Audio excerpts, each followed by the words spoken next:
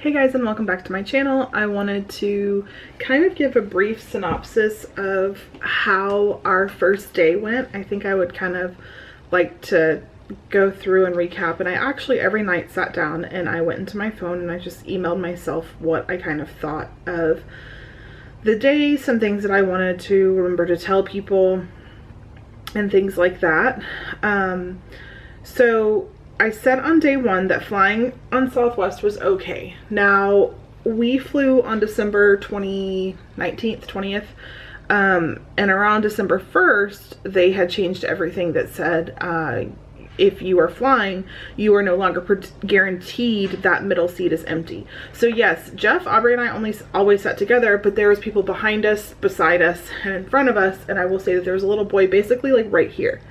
Now, I work in education with preschoolers, so I'm used to people being in my face, but that threw me off that like the mom wasn't on him, and then they had to continuously tell her like the mask has to be covering his nose, everything. I just didn't feel the best in the flight, and then in our personal airport I didn't feel that people took it seriously. Same thing for MCO. People were eating and drinking a lot so that they didn't have to wear their mask, and I felt like the airport and the airlines just didn't care. When we were going through TSA, I felt like we were really close to each other in social distance, and now I'm not afraid of COVID. I'm not somebody that is terrified about it, but I feel like if I do some precautions, it's going to prevent me from getting it, hopefully, maybe. I'm in the mindset of it's not if I get it, it's when I get it, but it's like if we're all bundling up together, then I just feel like it's a recipe for disaster. So I didn't like it at all. I am glad that we are really close to drive, but for some people it may not bother you, and maybe if you fly an airline that's a little bit more expensive than Southwest, maybe things will be different. Maybe if you are in a major hub like Atlanta, maybe things will be different. I just personally didn't really like flying. It really kind of had me on edge. Not to mention, for us, it's about the same amount of time to drive to the airport, wait, get on the plane, debark, wait for Magical Express, everything. So for me, I would have honestly just rather been in my car without a mask on. But I had a really hard time with masks. I actually had a panic attack when we were coming down, and trying to get through a panic attack with a mask on was really, really challenging. However, flight prices are really, really good right now. We flew, all of us, for $49 each way. Each of us flew for $49 each way. Hotel, our room was ready when we were coming on the Magical Express. The Magical Express was very informative on what was expected of us while we were on property on the Magical Express, etc. They had assigned seating. A guy came up, scanned our bands, and said, okay, this is the bus, this is the seats that you're going to be in. I don't think we were 6 feet apart. However, like, there was a row. So Jeff and Aubrey were in the back, and then I was just in front of them next to the window, and then there was a seat here and a seat here, and then there was a guy over here, and then there was a row in between us, and then there was another family there. So I do feel that they tried their hardest to kind of keep us as separated as possible from other guests, without like making it absolutely crazy where there's like 2 people on a bus. I did feel that Magical Express was just as magical. It was kind of cool watching the video, but then they were saying like this isn't how it is, blah blah blah. You do have to get your own luggage. You do, load it onto the bus, so make sure you tip your Magical Express driver. We were one of 2 people that tipped them. We always tip them. I always say $1 per bag plus 1 extra. I think we ended up giving him like $10 and there was only 2 bags, but we just felt bad for the guy. He was really cool. He got us there safely. We didn't have to wait. However, I am hearing that people are waiting, but we really got there and went right on. There was nothing wrong with that. We got our room is ready as we were driving in. It was perfect timing. Everything is contactless. We did online check-in, so we got the notifications on our phone that our room was ready. You now don't get magic bands, so you can use your phone or a previous magic band. We thought we had issues, but it was actually like the door was just a little bit jammed, like the lock wasn't quite set all the way. but I felt that that was fine and painless. I will probably always have a magic band with me, and maybe not buy one for everyone in the family, but at least have one for now. For me, I like opening a band or a door with one. I like charging everything back to my room so I can kind of go through and see what it is and itemize things. I like, you know, scanning my magic band to get into the parks. Yeah, you don't really need it once you're in the parks unless you're buying things, but for me, I will probably always buy magic bands, and I've actually been thinking about giving them as gifts to my clients, but again, I'm not sure. But we have a ton of magic bands, so it's not really an issue for us. So, you know, you do want your phone in that aspect because it can be your tickets. It can be your way to open your door. You can even do contactless paying if you don't want to use your magic band if you have it in your wallet. Make sure that if you're going with gift cards, this is not something I did and I ended up spending a lot of money on cash and just saving gift cards because I just didn't want to deal with it. But put your gift cards in your wallet on your phone. If you're doing things like online ordering, which you have to do at a lot of the places, that's where it's going to go. It's not going to go to your room or anything like that. So that's something to think of when you are, you know, prepping for your trip. You know, you do have to use your app to order food, to check into sit-down restaurants, to look at the menu at sit-down restaurants, to, you know, there's just so many things that you have to do. So definitely make sure that you have a device and have it charged. Buses, I felt that they were running very frequently, but not as frequently as they should be. Buses to places like Magic Kingdom and Hollywood Studios, I felt like they were plentiful. Ones to Hollywood Studios, Epcot, Disney Springs, I did not feel that way. Most of the lines really didn't have a ton of people standing in them, which was kind of cool. If you were staying at a deluxe, I didn't feel like there was anyone in the lines. The lines were moving really quickly.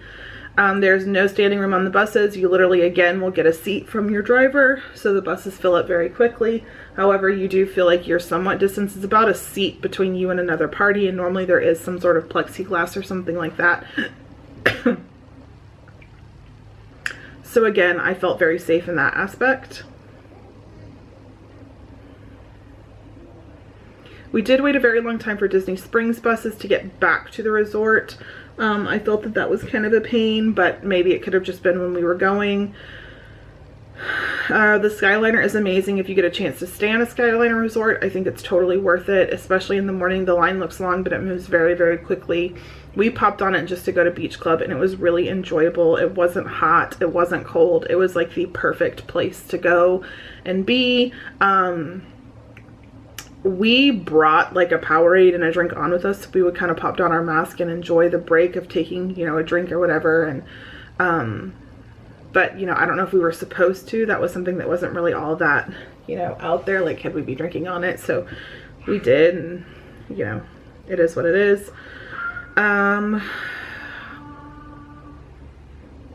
I think if you have little kids, they'll enjoy the Skyliner. I think that if you are on a like ECV, I think it'll be fine. I had a client go and she said that there wasn't any issues with it. I also like the fact that if you're a large family, like we will fit in our own Skyliner, and that's kind of cool that we're not around other people. Disney Springs, I'm going to read word for word what I wrote because I still feel very passionately about this. I felt that Disney Springs was a joke. There's not enough cast members. I feel like they pulled all the cast members out of Disney Springs and probably had to put them in the parks because they laid off so many people. Mask rules were not being followed or enforced. You didn't have to have a temperature scan in any place that wasn't Disney owned. There was plenty of sanitizer, but there just wasn't enough cast members to enforce the rules. No one was wearing masks properly. People were talking with them, wearing them the wrong way, all kinds of things like that, and then being very combative to the cast members that did stop them. I just felt like you could tell the difference between a Disney-owned property and a not Disney-owned area. You know, when you went to their store, they were checking, you know, to see how many people were going in to any store owned by Disney. And then the same thing with the restaurants, you could tell the ones that they owned. And I did not really enjoy being in Disney Springs this time. I felt like it was very, very, I don't know, maybe it was the time that we were going or something. So we're going to try on our next trip to go a little bit later in the week and see if it's any different. But I did feel a little just unsettled at Disney Springs. And again, I am not somebody that's crazy about COVID. Like, I'm actually really not afraid of COVID at all. Truth be told, I've had COVID. And I know for a fact now that I've had COVID. And it was like a slight cold for a few days and it was fine. The worst thing is I lost my sense of smell and I still don't have my sense of smell back.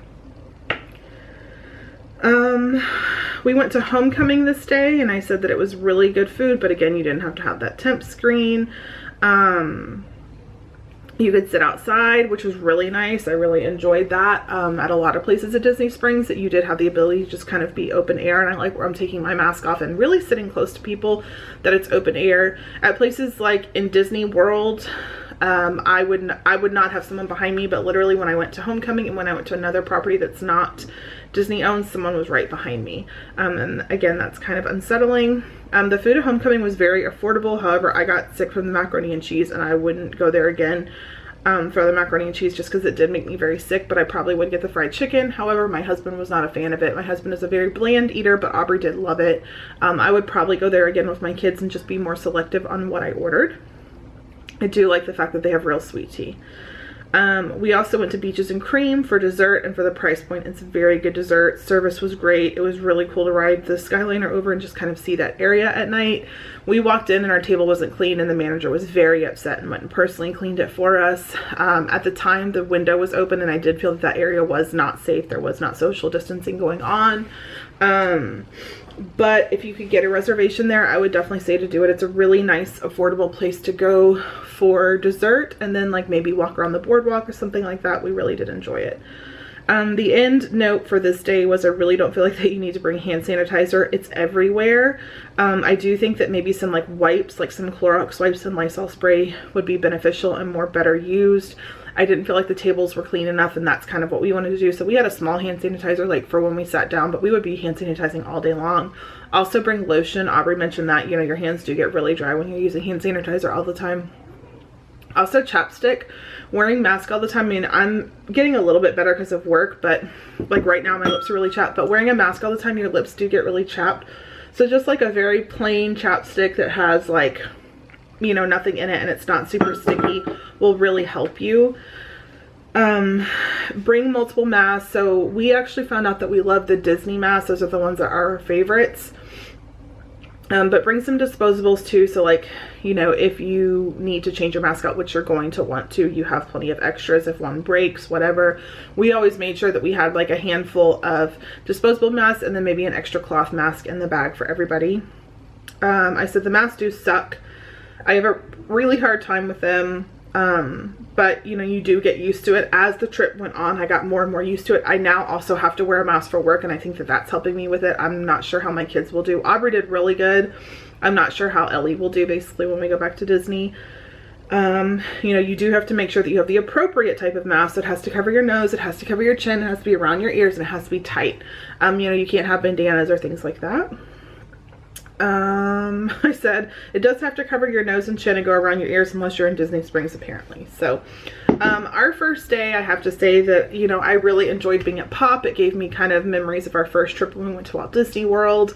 I really loved the skyliner. I really loved seeing Beach Club at night, and I remember us walking out and Aubrey was like, God, I love it here, like, or something to that effect. And so I think that, you know, Disney is a little bit different and weird, but it also is really enjoyable.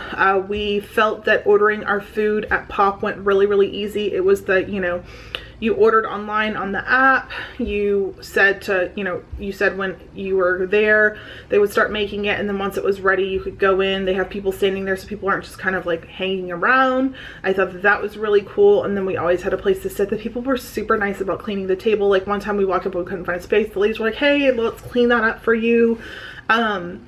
I felt like for the most part, the people that were working there really wanted to be there. Like they were really, really glad to be back. They were really glad to see people back, to have people back and, you know, have things to do. And I really liked the atmosphere at Pop. It was a lot of people that just really wanted to be there. It was really, really cool. So that is my recap of day one. I hope you're enjoying the vlogs. We actually will be in Disney in a few weeks. I am filming this on the 2nd. We will be in Disney in the middle of February and we are very excited. We're taking all of the kids. Again, this will be our first trip since December of 20, I think it was 18. You know, Casey went in March of 2020. Ellie went, or no, Aubrey went in December of 2020, and so this is our big family trip. We're very excited. We'll be using, or we'll be staying at Animal Kingdom Lodge, and we will be going to the parks for 6 days. So we are just super excited to be back at Disney, but I wanted to do a good first day recap, and I thank you guys so much for watching.